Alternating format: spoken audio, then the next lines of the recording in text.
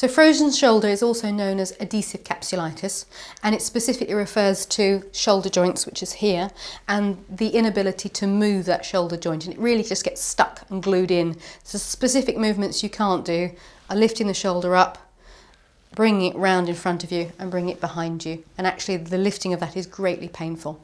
It's divided into 3 phases. The very painful phase, which is the initial start where you actually have a lot of pain localised to the shoulder, and then gradually it moves on to the second phase where you then get build-up of scar tissue around and inside the joint, and that reduces the actual physical movement of that shoulder, and that's the freezing stage. And the third stage is the defrosting phase, or actually that shoulder starts to become mobile again and the pain reduces. That naturally takes between 6 months and 18 months. And it will naturally come out of that system for most people. You may not ever get full range of motion back in the shoulder, but generally it does improve. Trouble is 18 months without being able to use your shoulder is quite difficult.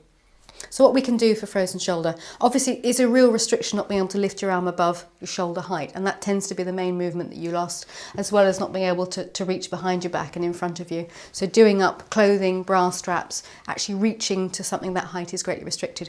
So a chiropractor can get in there and start to improve the actual mobility of that joint, as well as locally in the joint also the muscles that go up into the neck and the mid-thoracic area and lower upper thoracic area. We can loosen all that through, increase the mobility of those joints, start to get mobilisation within the actual shoulder joint itself, and then loosen off the muscles around it, thereby allowing the actual movement. And then we'd also give a range of exercises for the patient to take home to do, which you can then improve at home, those movements, and that will increase and speed up the actual defrosting area and hopefully reduce the pain in doing so.